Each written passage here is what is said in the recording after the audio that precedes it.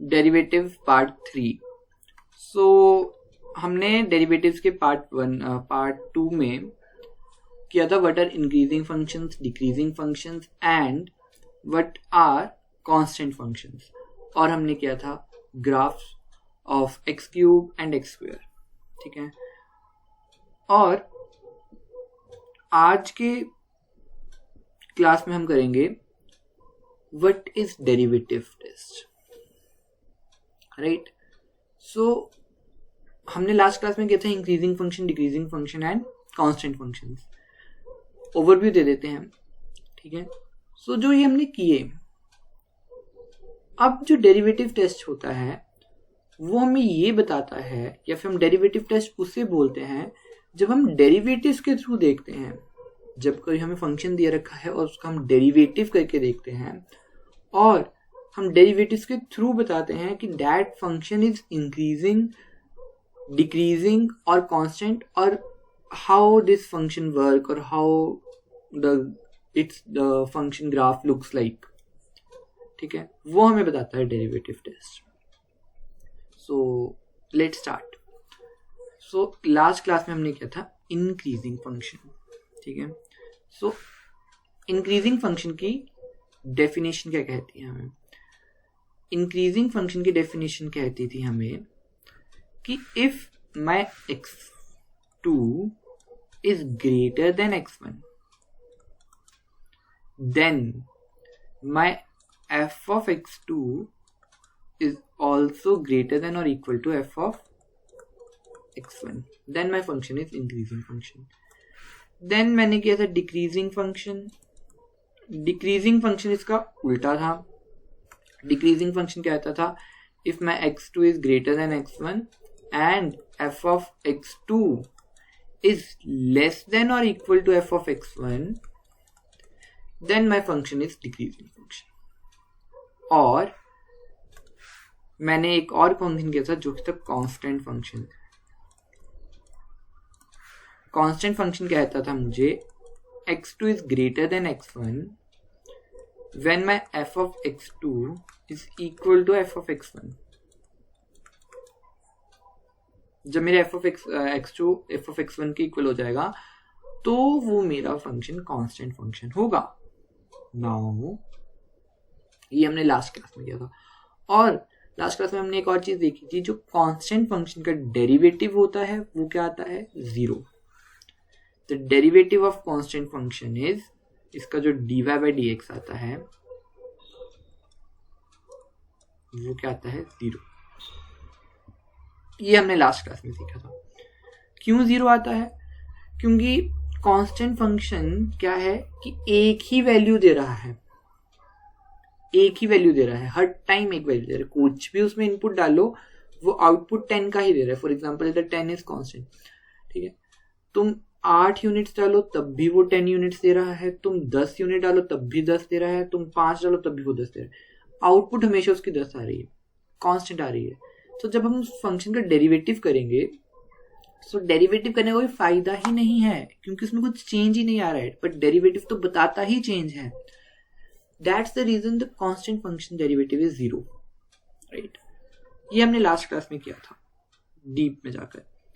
अब तुम अगर ध्यान से नोटिस करो, सो जब भी मैंने कांस्टेंट इंक्रीजिंग और डिक्रीजिंग फंक्शन की बात की, जो मेरे ये है, ये मैंने हर एक में बोला कि जो मेरा x2 है वो हमेशा ग्रेटर देन x1 होना चाहिए। ये कंडीशन सभी के लिए अप्लाइड है। Focus on other part. Other part is this one. अगर मैं इस पे फोकस करूं ध्यान से, दिस पार्ट, और देखूं, सो मैं क्या कर रहा हूं इन रियलिटी में? क्या कर रहा हूं मैं? कर रहा हूं that f of x2 minus f of x1, right. क्यों? क्योंकि अगर मेरा f of x2 minus f of x1, इन दोनों का डिफरेंस ग्रेटर देन 0 आएगा, ग्रेटर देन इक्वल टू 0 आएगा। क्यों? क्योंकि इस केस में मेरा x2 बड़ा है, और जब मैं बड़े में से छोटे को सब्ट्रैक्ट करूंगा तो मेरे पास आंसर क्या आएगा, हमेशा पॉजिटिव, और positive value is always greater than 0। और जो ये कंडीशन है F of x2 is always greater than x1, ये कंडीशन किसकी है, इंक्रीजिंग फंक्शन की। सो मैं लिख सकता हूं कि अगर मैं इन दोनों का डिफरेंस निकालूं तो वो मेरा इंक्रीजिंग फंक्शन बनेगा, वो मेरा इंक्रीजिंग फंक्शन कहलाएगा। सेम अगर मेरा f of x2 minus of f of x1 less than 0 आएगा, सेकेंड केस में, ये वाले केस में लेस देन आएगा 0।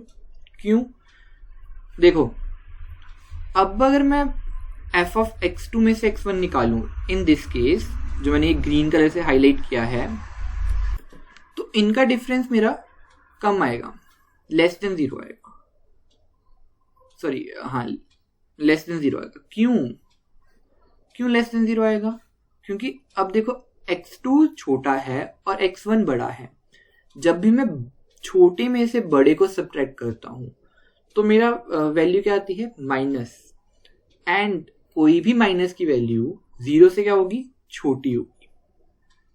तो मैं लिख सकता हूं कि अगर मेरा कुछ ऐसी कंडीशन बने तो वो मेरा फंक्शन क्या होगा, डिक्रीजिंग फंक्शन होगा। अब x2 is greater than x1, ये तो ऐसे ही रहेगा ये वाला। अब अगर ये दोनों इक्वल आ जाएं सो मतलब f of x2 minus of x of x1 equal to 0 हो जाएंगे, वो इक्वल टू 0 हो जाएगा। दोनों सेम क्वांटिटी है, ठीक है, और दोनों सेम क्वांटिटी को मैं सब्ट्रैक्ट कर रहा हूं दोनों में से। सो मुझे आउटपुट क्या निकलेगा, 0, राइट, आउटपुट क्या निकलेगा 0। सो जब भी ऐसी कंडीशन बनती है तो मैं बोलूंगा ये डिक्रीज कांस्टेंट फंक्शन है, कॉन्स्टेंटली बिहेव कर रहा है फंक्शन, कोई भी फंक्शन। नाउ अब मैं f of x2 minus f of x1 कर रहा हूं और उनको कंपेयर कर रहा हूं कि वो ग्रेटर देन इक्वल टू 0 आ रहे हैं, लेस देन इक्वल टू 0 आ रहे हैं, या फिर इक्वल टू 0 आ रहे हैं। सो मैं एक्चुअल में इनको निकाल लूंगा कैसे, जो मैंने ये लिखा, ये जो मैंने चीज लिखी, सॉरी यहाँ पे ये वाली चीज, ठीक है, जो मैंने ये चीज लिखी यहाँ पे पिंक सर्कल में, अब मैं इनको निकालूंगा कैसे, ठीक है। सो अब मैं इनको कैसे निकालूंगा, मैंने आपको फर्स्ट क्लास में ही बताया था कि डिफरेंशिएशन क्या बताता है मुझे, change in the value of function, ठीक है। और यहां पर मैं क्या निकाल रहा हूं, चेंज, कि x2 में से x1 को, f ऑफ x2 में से f ऑफ x1 को जब मैं निकालूंगा तो उन दोनों में क्या चेंज आ रहा है, वो 0 से बड़े आ रहे हैं, वो 0 से उनका डिफरेंस कम आ रहा है, क्या आ रहा है, ये इक्वल टू 0 आ रहा है। सो यहाँ पे मैं क्या निकाल रहा हूँ, चेंज निकाल रहा हूँ। सो अगर मैं चेंज निकाल रहा हूँ तो मैं चेंज कैसे निकालूं, डेरिवेटिव के थ्रू निकालता हूं मैं चेंज। सो अगर मैं इसको ही ऐसे लिखूं, that f dash of function, f dash of any function, अगर वो मेरा ग्रेटर देन इक्वल टू 0 आ रहा है तो वो मेरा फंक्शन इंक्रीजिंग होगा। चेंज f ऑफ x2 और f ऑफ x1 में मैं चेंज कैसे निकालूंगा, जब मैं इन दोनों का डेरिवेटिव लूंगा। डेरिवेटिव क्या होता है, f of f dash x, बीच में ये दोनों फंक्शंस, ठीक है। सो इनका चेंज ऐसे निकालूंगा। सो अगर वो ग्रेटर देन इक्वल टू 0 आ रहा है तो वो इंक्रीजिंग फंक्शन होगा। सेम अगर मेरा f dash x of function less than equal to 0 आ रहा है तो वो मेरा डिक्रीजिंग फंक्शन होगा। और मैंने लास्ट क्लास में ही बताया कांस्टेंट फंक्शन का डेरिवेटिव 0 ही होता है। सो अगर मेरा f डैश x या फिर f dash of function, derivative of a function equal to 0 आ जाए सो वो मेरा कांस्टेंट फंक्शन है,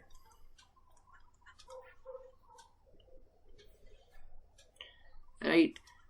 सो मैंने इतना एनालाइज कर लिया यहां से। नाउ एक और चीज, कांस्टेंट फंक्शन है। अब मुझे पता लगा कांस्टेंट फंक्शन का डेरिवेटिव 0 होता है। अब अगर मैं यहां पर एक डायग्राम बना दूं,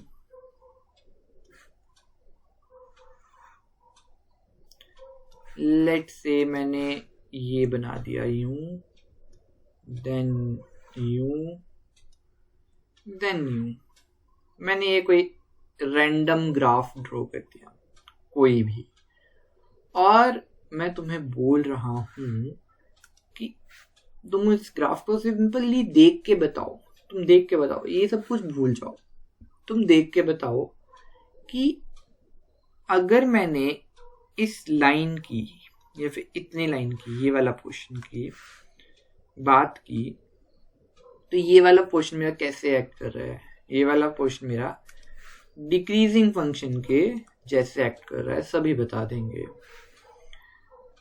अब मैं बताऊं, अब मैं बोलूं कि अब मैं थोड़ा आगे जा रहा हूं और मैं ये स्काई ब्लू जो मैंने अभी पेंट किया स्काई ब्लू में, ये मेरा कैसे एक्ट कर रहा है इतना पोर्शन ग्राफ का, तो मुझे सभी बता देंगे देख कर ग्राफ को ये इंक्रीजिंग फंक्शन जैसे बिहेव कर रहा है।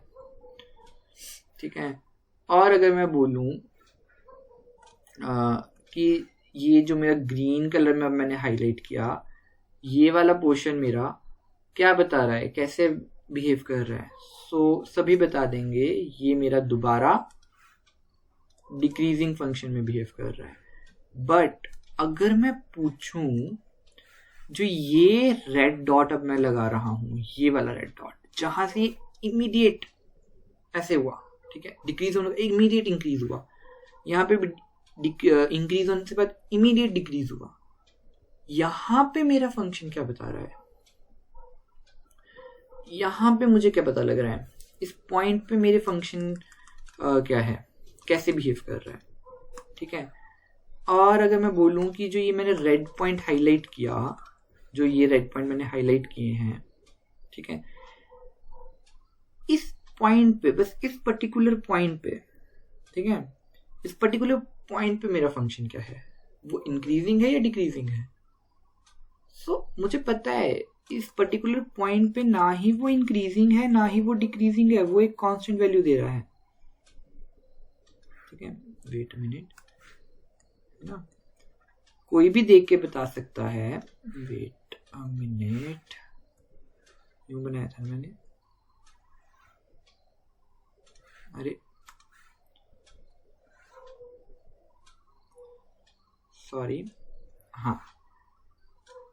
तो अब मैं इस पॉइंट की बात कर रहा हूं, ये वाले पॉइंट्स की। रेड पॉइंट ले लेता हूं, थोड़ा इसको मोटा कर लेता हूं। ये पॉइंट्स पे मेरा फंक्शन क्या है?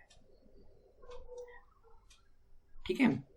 अब ये पॉइंट पे मेरा फंक्शन अगर मैं निकालूं, तो ये मेरा फंक्शन एक पॉइंट पे वो एक ही वैल्यू दे रहा है ना, इन पॉइंट पे वो मेरी एक ही वैल्यू दे रहा है। ठीक है। तो अगर मैं इस पर्टिकुलर पॉइंट की बात करूं, तो इस पॉइंट पे ये जो एकदम चेंज आया जिस पॉइंट पे, यहाँ पे मेरा फंक्शन एक ही वैल्यू दे रहा है। एक ही वैल्यू मतलब या तो वो कोई ए वैल्यू दे रहा है और यहाँ पे माइनस ए वैल्यू दे रहा है और यहाँ पे प्लस ए वैल्यू दे रहा है। इन पॉइंट्स पे ए की वैल्यू दे रहा है, माइनस ए या फिर प्लस ए। सो मतलब मैं बोल सकता हूँ कि जो मेरा फंक्शन माइनस ए पे है और जो मेरा प्लस ए पे मेरा फंक्शन की वैल्यूज हैं वो ए की वैल्यू दे रहे हैं। सो इस पॉइंट पे मेरा फंक्शन कांस्टेंट बिहेव कर रहा है क्योंकि ए की वैल्यू दे रहा है। कांस्टेंट बिहेव कर रहा है मतलब इनका डेरिवेटिव क्या होगा? 0 होगा।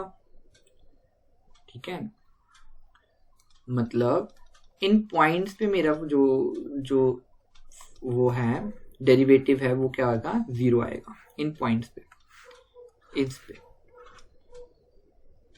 मैंने यहां से क्या एनालाइज किया, जब भी मेरा फंक्शन कहीं से चेंज होता है और जैसे ही वो चेंज होता है, जैसे ही वो चेंज हुआ और उसने अपना चेंज किया, इन्फ्लेक्शन, इनको मैं बोलता हूं पॉइंट ऑफ इन्फ्लेक्शन। ठीक है, जहां से फंक्शन मेरा चेंज होना शुरू होता है उसे मैं बोलता हूं पॉइंट ऑफ इन्फ्लेक्शन,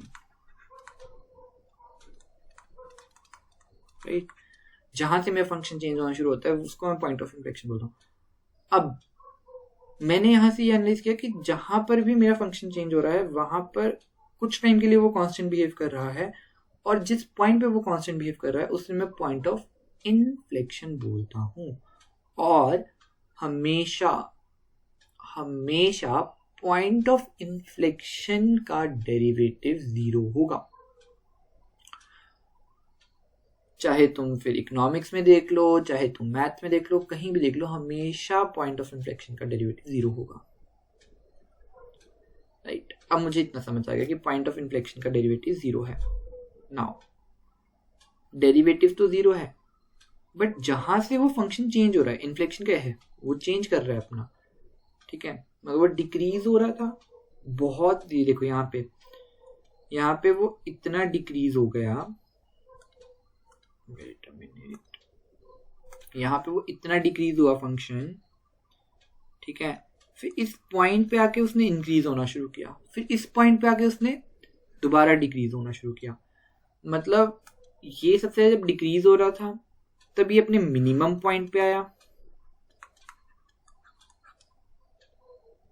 और ये इंक्रीज हुआ, फिर इस पॉइंट पे आके ये अपना मैक्सिमम पॉइंट टच किया। सिर्फ इसी इतने से ग्राफ की बात कर रहा हूँ, ज़िगज़ैग की। फिर यहां से मैक्सिमम जाकर फिर ये डिक्रीज होना शुरू हो गया। अब मुझे पता लग गया कि जब मेरा कांस्टेंट फंक्शन आता है या फिर जब मेरा डेरिवेटिव कोई भी फंक्शन का 0 आ जाता है, तो उस पॉइंट पे या तो वो फंक्शन मैक्सिमम होगा या तो वो फंक्शन मिनिमम होगा उस पॉइंट पे, ठीक है। सो बाकी वो इंक्रीज या डिक्रीज होगा, बाकी जगह से वो इंक्रीज भी हो सकता है या डिक्रीज हो सकता है। अब यही फंक्शन ऐसा भी तो हो सकता था अगर मैं इसको उल्टा कर दूं, इसी फंक्शन को जो मैंने अभी एक ग्राफ बनाया है, इसी ग्राफ को मैं उल्टा कर दूं और मैं कुछ ऐसा बना दूं ग्राफ। इसका उल्टा ग्राफ कैसे बनेगा, यूं, पहले अपवर्ड जाएगा, फिर डाउनवर्ड आएगा, फिर अपवर्ड जाएगा, यूं बनेगा इसका ग्राफ, ठीक है। अब देखो, जब फंक्शन पीछे से मैक्सिमम, जब पीछे से इंक्रीज होता आ रहा है, देन उसके बाद डिक्रीज हुआ, देन उसके बाद दोबारा इंक्रीज हुआ, ठीक है। अब मुझे बताओ, जो ये में रेड पॉइंट्स है, अब जो मैंने अब हाईलाइट किए, यहाँ पे तो फंक्शन की वैल्यू कांस्टेंट है, इतना तो मुझे पता लग रहा है, सेम ही वैल्यू दे रहे हैं, एक ही वैल्यू दे रहे हैं एक पॉइंट। बट अब मैं बोलूं कि जो ये पॉइंट्स आए हैं, ठीक है, अब ये वाला फंक्शन यहाँ पे मैक्सिमम है और यहाँ पे ये मिनिमम वैल्यू दे रहा है, यहाँ पे ये मैक्सिमम वैल्यू दे रहा है और यहाँ पे ये मिनिमम वैल्यू दे रहा है। तो अब मुझे पता लग गया कि एक डेरिवेटिव से मैं क्या क्या निकाल सकता हूँ, कब फंक्शन मैक्सिमम है, कब फंक्शन मिनिमम है, कब फंक्शन कांस्टेंट है, और कब फंक्शन इंक्रीजिंग ऑर्डर में है और कब फंक्शन डिक्रीजिंग ऑर्डर में है। इसे ही मैं डेरिवेटिव टेस्ट बोलता हूँ। जब मैं डेरिवेटिव के थ्रू पता कर रहा हूँ कब फंक्शन इंक्रीजिंग स्टेट में है, कब फंक्शन डिक्रीजिंग स्टेट में है, कब फंक्शन कांस्टेंट है, इसी कंसेप्ट को मैं डेरिवेटिव टेस्ट बोलता हूँ। एक क्वेश्चन करते हैं, ज्यादा समझ में आएगा। Practice make the man perfect. देखो, क्वेश्चन लिखो, write down the question. My function is f of x is minus 1 by 3 x cube plus of 2x square minus of 3x plus of 1। ये मेरा फंक्शन है। अब मुझे इस question में बोल रखा है कि इस फंक्शन के थ्रू इस फंक्शन का ग्राफ बनाओ, इस फंक्शन का ग्राफ बनाओ, ठीक है, और बताओ ये फंक्शन कहाँ पे मैक्सिमम है, कहाँ पे मिनिमम है, ठीक है, सब कुछ निकालते हैं इस फंक्शन का। अब एक क्वेश्चन होगा, सभी को आ रहा होगा कि ये तो टाइप ऑफ मैथ्स का कंसेप्ट है, प्रॉपर मैथ्स है, ये क्यों हम पढ़ रहे हैं। अब ये तो कोई रैंडम फंक्शन है। अब अगर मैं बोलूँ यूटिलिटी फंक्शन, अगर मैं इकोनॉमिक्स की बात करूँ, तुम्हारा जो यूटिलिटी फंक्शन है, ठीक है, वो कहाँ पे मैक्सिमम हो रहा है, कहाँ पे मिनिमम हो रहा है, वो कैसे पता करोगे तुम? उसका भी तो ग्राफ बनेगा ना। तुम्हारा डिमांड फंक्शन, ठीक है, हमें पता है डिमांड फंक्शन डिक्रीजिंग फंक्शन है, डाउनवर्ड स्लोपिंग कर्व बनता है डिमांड कर्व, बट वो डाउनवर्ड स्लोपिंग बनता है तो वो मुझे पता कैसे लगा कि वो डाउनवर्ड स्लोपिंग है? With the help of derivative, ठीक है। अब marginal rate of substitution, marginal rate of substitution maximum है, और जहां पे marginal rate of substitution maximum होती है वहां पे टोटल को जहां पे मार्जिनल यूटिलिटी जहां पे मार्जिनल यूटिलिटी मैक्सिमम होती है वहां पे टोटल यूटिलिटी 0 होती है और एवरेज यूटिलिटी इंक्रीज होती है, ठीक है। ये मुझे पता कैसे लगा कि मार्जिनल यूटिलिटी मैक्सिमम कहाँ हो रही है, ये मैं पता कैसे करूंगा? तो वो कैसे पता करूंगा? मार्जिनल यूटिलिटी का फंक्शन डाल के यहाँ पे। So that's why the derivatives are important to understand those concepts of economics. So let's start the question now. F of x is this one. अब मुझे इसका ग्राफ बनाना है, तो मुझे ग्राफ में 3 चीजें देखनी है। सबसे पहले 3 चीजें क्या है? ग्राफ कब इंक्रीजिंग ऑर्डर में है, कब डिक्रीजिंग ऑर्डर में है, कब वो कांस्टेंट बिहेव कर रहा है। क्योंकि ग्राफ यूं बन सकता है, ग्राफ यूं भी बन सकता है, ग्राफ अपवर्ड डाउनवर्ड स्लोपिंग के बाद अप हुआ, अप के बाद डाउन हुआ, कोई भी शेप का ग्राफ बन सकता है। तो मुझे सबसे पहले इसका डेरिवेटिव करना है। सो जब इसका मैंने डेरिवेटिव करना, तो मैं निकालूंगा एफ डैश एक्स, जो कि मेरा आएगा -1/3 मल्टीप्लाइड बाय 3x², कांस्टेंट -1/3 मैंने आगे रख दिया, x का डेरिवेटिव, एक्स क्यूब का डेरिवेटिव किया। फर्स्ट क्लास में बताया था कि एक्स क्यूब का डेरिवेटिव क्या होता है, 3x² आता है, ठीक है। जब हम फर्दर और क्लासेस लगाएंगे तो तुम बड़ी जल्दी कर लोगे इक्वेशन को solve. Plus of 2 into 2x, right, into 2x minus of 3, constant का डेरिवेटिव 1, ठीक है, एंड कांस्टेंट का derivative 0। 1 is constant and constant का डेरिवेटिव 0, अभी बता के हटाना, ठीक है। So my F dash x is 3 से 3 cancel out, -x² plus of 2 to the 4x - 3, derivative कर दिया फंक्शन का। अब मैंने यहाँ पे बता भी रखा है, ठीक है, क्या बता रखा है? अब मैंने बता भी रखा है कि जब मेरा f डैश x, जो कि मेरा आया है -x² plus of 4x -3 sorry, ठीक है। अब मैंने बता दिया, अब मैंने अभी आपको एक्सप्लेन करके हटा कि f डैश x अगर ग्रेटर देन 0 है तो वो इंक्रीजिंग है, f डैश x अगर लेस देन 0 है तो वो डिक्रीजिंग है, f डैश x अगर इक्वल टू 0 आता है तो वो कांस्टेंट है। नाउ अब अगर मैं इस इक्वेशन को, जो मेरी f डैश x करके निकली है, डेरिवेटिव करके निकली है, इस इक्वेशन को अगर मैं देखूं, तो अगर ये ग्रेटर देन 0 डालूंगा तो मैं अलग अलग वैल्यूज पे x को देखूंगा, विच इज सो कॉम्प्लिकेटेड। हम नीचे से शुरू करते हैं, हम कांस्टेंट से शुरू करते हैं।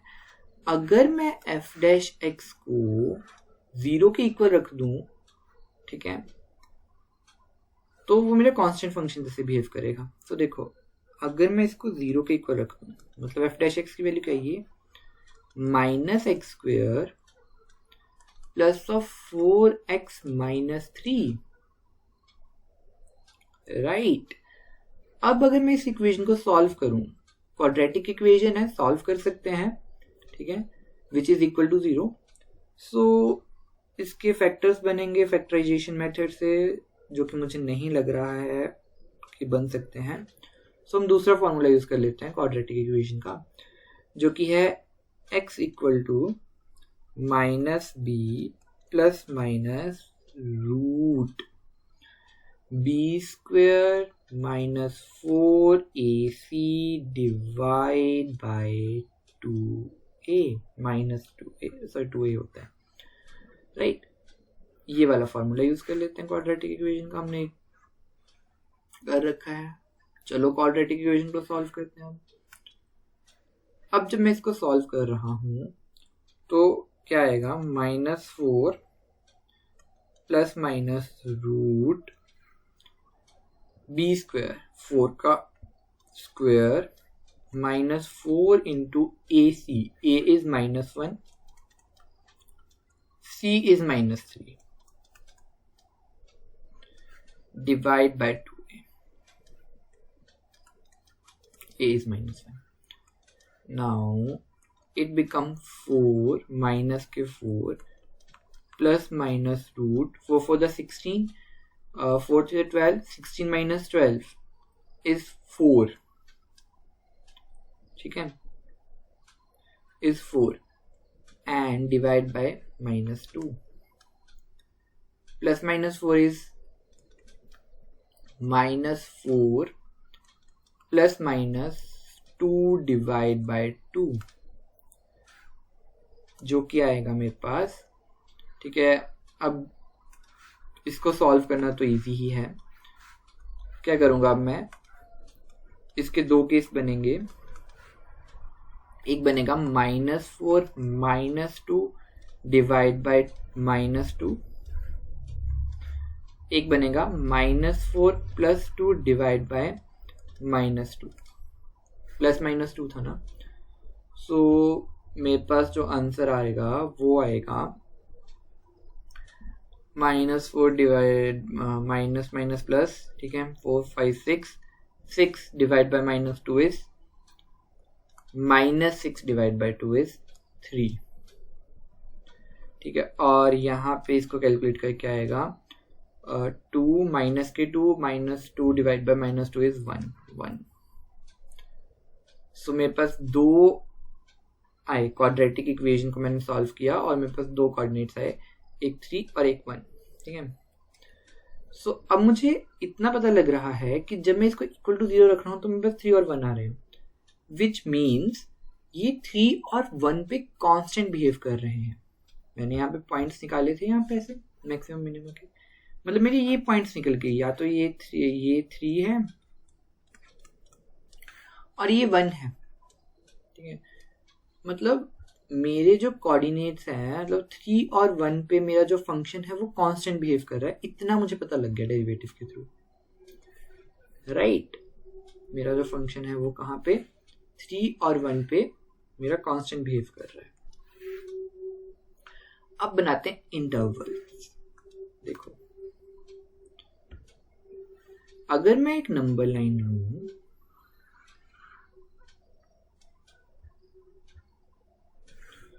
अगर मैं एक नंबर लाइन लूं, ठीक है, और उस पे बीच में एक 0 रख दूं और ऐसे रखूं 1 2 3 4 5 टिल इंफिनिटी।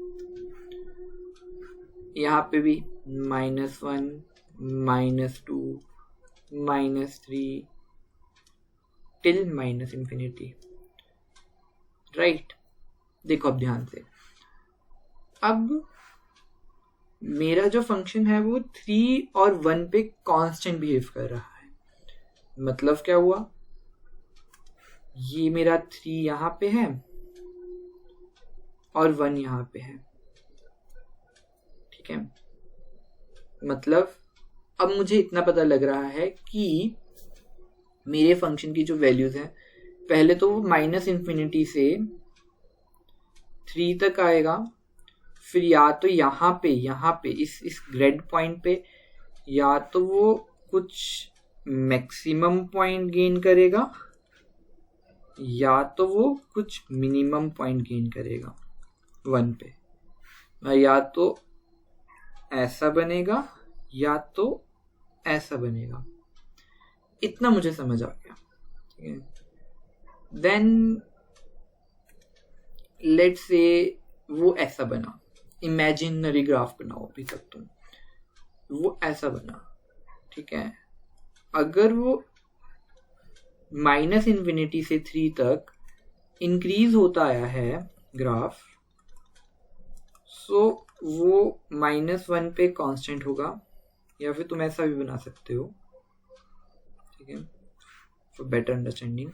मतलब वो इंक्रीज होता आया है, देन -1 पे वो कांस्टेंट है, देन -1 से उसने डिक्रीज होना शुरू किया होगा क्योंकि वो पीछे से इंक्रीज होता आया है।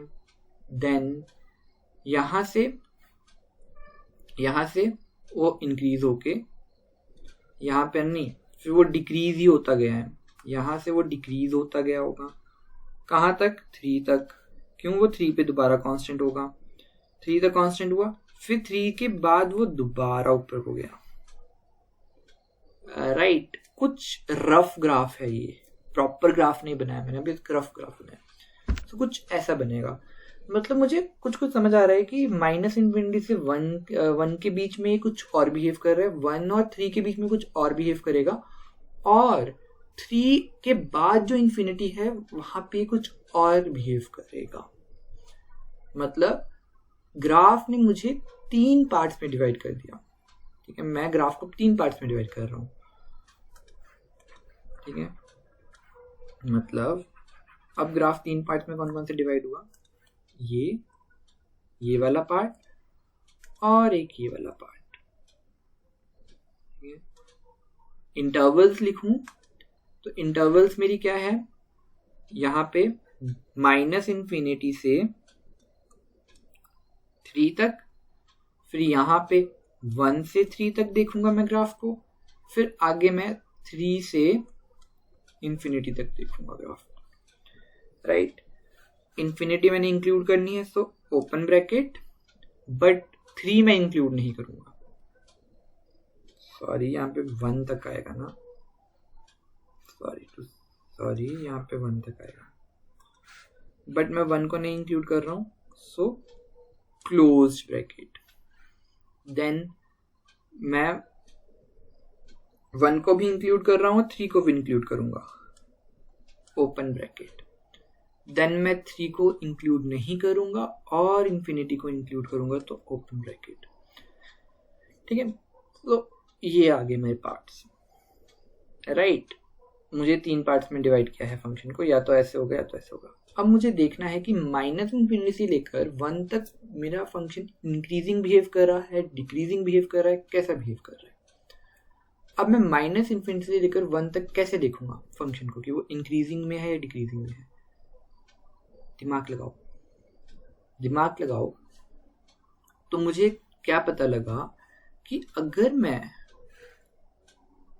-∞ से लेकर 1 तक के बीच में कोई भी वैल्यू को उठा लूं, 0 को उठा लूं, 1 को उठा लूं, कोई भी रैंडम वैल्यू उठा लूं -∞ से लेकर 1 तक, ठीक है, और उसको मैं डेरिवेटिव जो मैंने किया फंक्शन का, डेरिवेटिव जो किया, मतलब डेरिवेटिव करके मेरे पास क्या आया, -x² + 4x, क्या आया मेरे पास, -x² + 4x -3 है, -3 जो ये मेरे पास डेरिवेटिव करके फंक्शन आया है। और मैंने बोला है d' अगर ग्रेटर देन 0 आ जाए, लेस देन 0 आ जाए और इक्वल टू 0 आ जाए, मुझे ये पता है, ठीक है। सो अगर मैं d'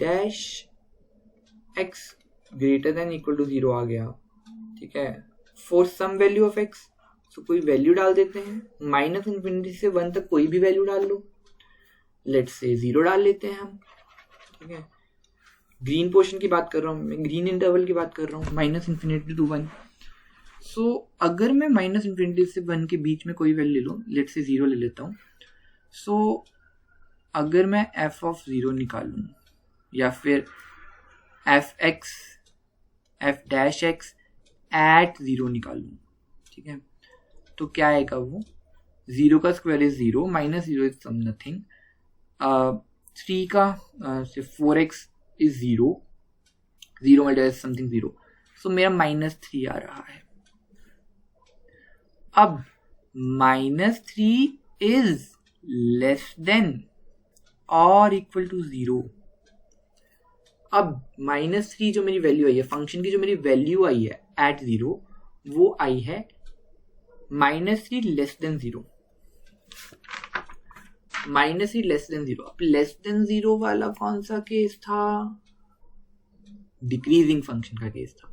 सो मुझे पता लग गया कि जो मेरा फंक्शन है ग्रीन इंटरवल में -∞ to 1 के बीच में, उतने इंटरवल में वो डिक्रीजिंग बिहेव कर रहा है। तो लेट अस मेक वो डिक्रीजिंग बिहेव कर रहा है।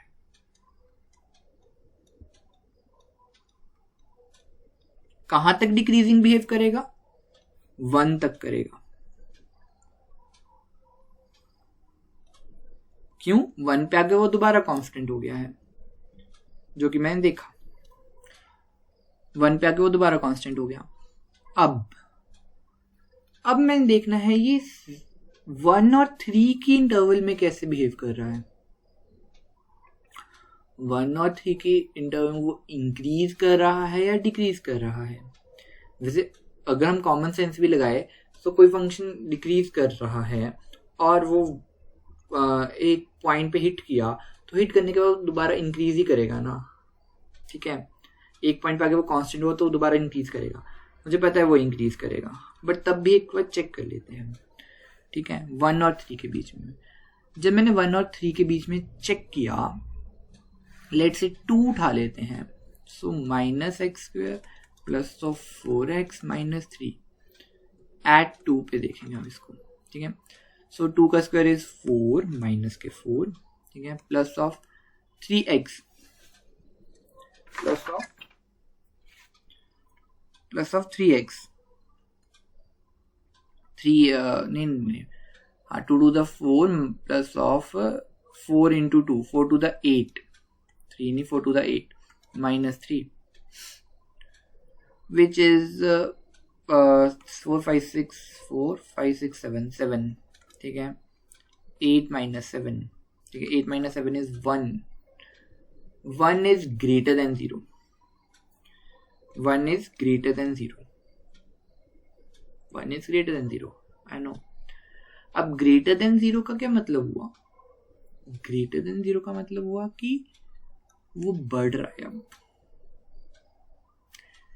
f' at 2 और इन दिस इंटरवल वो ग्रेटर देन 0 आया है। ग्रेटर देन 0 आया है मतलब ग्रेटर देन 0 वाला कौन सा केस था? इंक्रीजिंग फंक्शन का केस था। सो इंक्रीजिंग फंक्शन का केस है ये। सो यहाँ पे हिट किया, वो इंक्रीज कर रहा है इस इंटरवल में।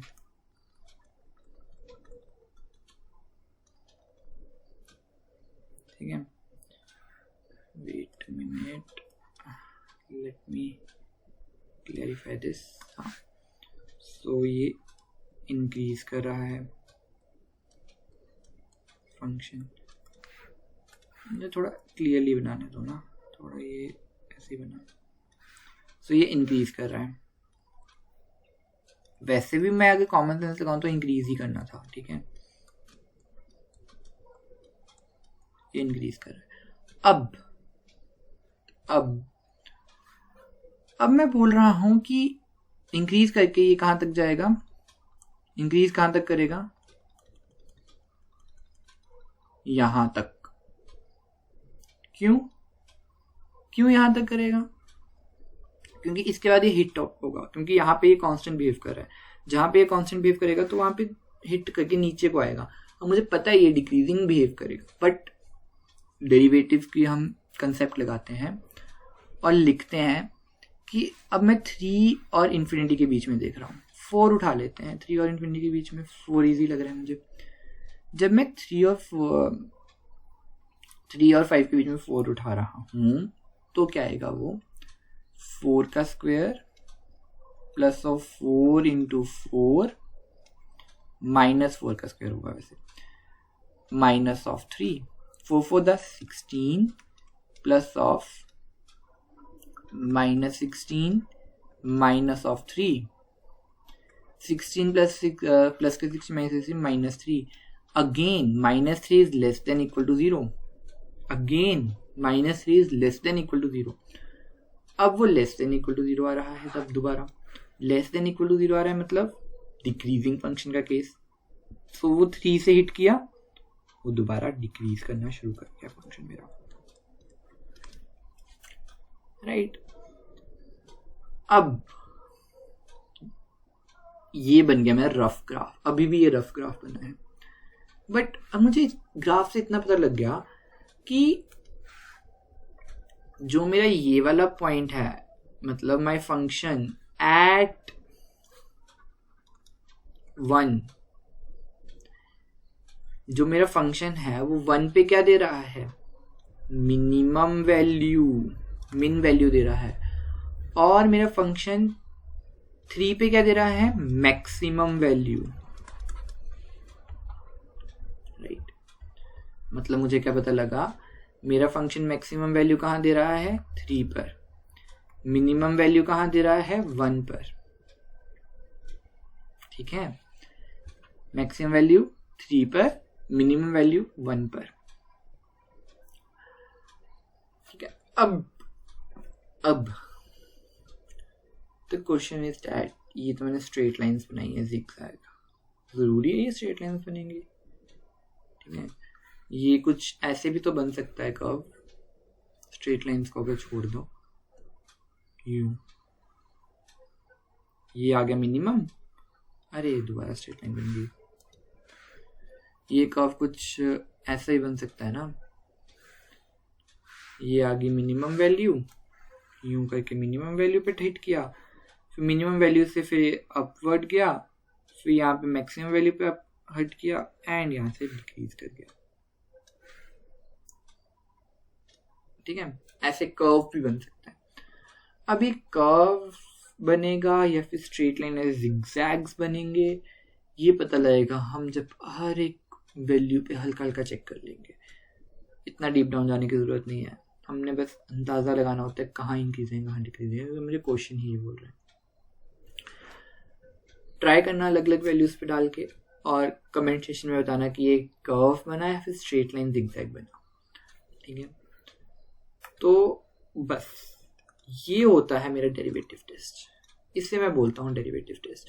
जब मैं एक इक्वेशन के थ्रू, फंक्शन की इक्वेशन के थ्रू मैं बता दूं कि कर्व कहाँ मैक्सिमम होगा, कहाँ मिनिमम होगा, कब वो डिक्रीजिंग है, कब वो इंक्रीजिंग है, कब वो कांस्टेंट बिहेव कर रहा है, ये 5 चीजें जब मैं बता दूं, ठीक है। किसके थ्रू बताता हूं मैं ये चीज, डेरिवेटिव टेस्ट के थ्रू, और इसे ही डेरिवेटिव टेस्ट बोलते हैं इन शॉर्ट बोलो तो। सो ऐसे होगा। अब एक इंपॉर्टेंट बात, ये तो मुझे पता लग गया कि ये 3 इंटरवल्स थी। फंक्शन 4 इंटरवल्स का भी हो सकता है, फंक्शन 5 इंटरवल, मतलब उसके 5 मैक्सिमम भी हो सकते हैं, ठीक है। 5 जगहों मैक्सिमम हो सकता है और 10 जगहों में मिनिमम हो सकता है, कुछ भी हो सकता है केस। वो मुझे कैसे पता लगेगा, वो मुझे पता लगेगा इक्वेशन को देख के। फॉर एग्जाम्पल ये थी क्यूबिक इक्वेशन, ये थी क्यूबिक इक्वेशन। अब क्यूबिक इक्वेशन है तो हमेशा याद रखो, जब क्यूबिक इक्वेशन होगी तो उसके 2 मिनिमम या मैक्सिमम पॉइंट होंगे, जो कि मैंने देखा क्यूबिक इक्वेशन में 2 ही निकले, एक मिनिमम एक मैक्सिमम। जरूरी नहीं है दोनों मैक्सिमम भी निकल सकते थे, या फिर मैक्सिमम कुछ भी केस हो सकते हैं, ठीक है। बट मैनी ऑफ टाइम अगर मेरी 4 इक्वेशन होती है, एक्स पावर 4 वाली इक्वेशन होती, ठीक है, हाईएस्ट पावर 4 होती, सो मेरी उस इक्वेशन के 3 मैक्सिमम मिनिमम निकालने थे, 2 maximum 1 minimum, 2 minimum 1 maximum, kind of ऐसे, ठीक है, या फिर 1 मैक्सिमम मिनिमम, कुछ भी निकालने थे। अगर मेरी 5 होती, ठीक है, सो मेरे उसके 4 मिनिमम मैक्सिमम निकालने थे, ठीक है। सो जो भी हाईएस्ट पावर होगी उससे एक कम मैक्सिमम या मिनिमम निकलेगा, ये याद रखो। Many of time, maximum time, not every time but maximum time ये फंडा यूज होता है। बाकी आपको सॉल्व करके पता लग जाएगा उस फंक्शन का। सो यहीं पे क्लास वाइंड अप करते हैं। आज की क्लास में हमने डेरिवेटिव टेस्ट किया इन डिटेल। नेक्स्ट क्लास में टाइम लगा तो कुछ क्वेश्चन सॉल्व करेंगे और डेरिवेटिव टेस्ट के, वरना फर्दर टॉपिक शुरू करेंगे डिपेंडिंग अपॉन कैसा सिचुएशन होती है। So that's it. एक बार रिवाइज कर लेते हैं दोबारा, और एक बार तो मैं पॉइंटर्स लिखवा देता हूँ कि कैसे सॉल्व करते हैं डेरिवेटिव टेस्ट के पॉइंटर्स। हमने किया इंक्रीजिंग फंक्शन, डिक्रीजिंग फंक्शन, ठीक है। देन मैंने बताया कि फंक्शंस ऐसे होते हैं, हम डिफरेंस देख रहे हैं और ये सब कुछ, ठीक है, और एक क्वेश्चन सॉल्व किया। Now steps of derivative test लिखो। स्टेप्स ऑफ डेरिवेटिव dt, ठीक है।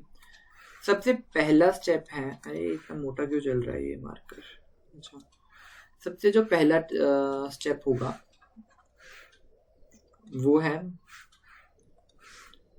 फंक्शन का डेरिवेटिव करना। Do derivative of function, function का डेरिवेटिव निकालना। देन मेरा जो सेकंड स्टेप होगा वो होगा पॉइंट ऑफ इन्फ्लेशन देखना। Point of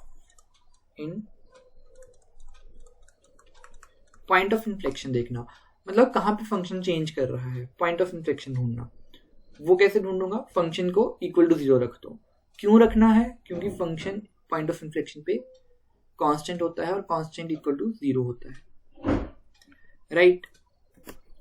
point of inflection निकालने के बाद, ठीक है, हमने निकालनी है इंटरवल्स ऑफ फंक्शन, ठीक है। इंटरवल्स निकालनी है, सॉरी,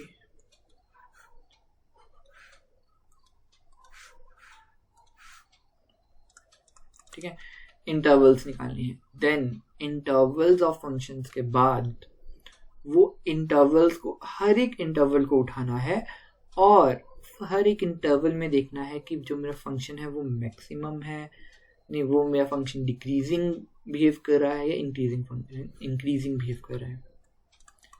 डी क्या देखना है हमने, कि वो जो मैंने इंटरवल्स निकाली है उस हर एक इंटरवल्स को उठा के वहां पे देखना है that my function is decreasing order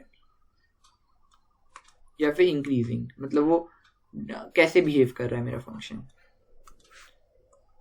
ठीक है, वो डिक्रीजिंग बिहेव कर रहा है, इंक्रीजिंग बिहेव कर रहा है, ठीक है। उन छोटे छोटे इंटरवल्स में देखना है।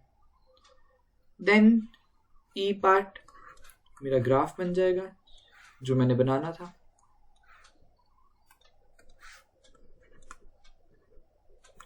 मेरा ग्राफ बन जाएगा। ये 4 स्टेप्स में मेरा डेरिवेटिव टेस्ट खत्म हो जाता है। That's it. अब नेक्स्ट क्लास में हम ट्राई करेंगे derivative test with double derivative. ये था ना सिंगल डेरिवेटिव से, अब आता है डबल डेरिवेटिव करके भी हम निकाल सकते हैं। वो भी कुछ नहीं है, जब हम डबल डेरिवेटिव करते हैं तो अगर डबल डेरिवेटिव ग्रेटर देन 0 आ जाता है तो वो मिनिमम देता है, और अगर लेस देन 0 आ जाता है तो वो मैक्सिमम देता है। बस इतना सा ही है डबल डेरिवेटिव। बाकी नेक्स्ट क्लास में प्रॉपरली क्लियर करेंगे उस चीज़ को। सो आज के लिए इतना ही। नेक्स्ट क्लास में डेरिवेटिव टेस्ट करेंगे और नेक्स्ट जो टॉपिक होगा उसके अगला इमीडिएट अगला टॉपिक वो कंटिन्यू करेंगे। So thank you.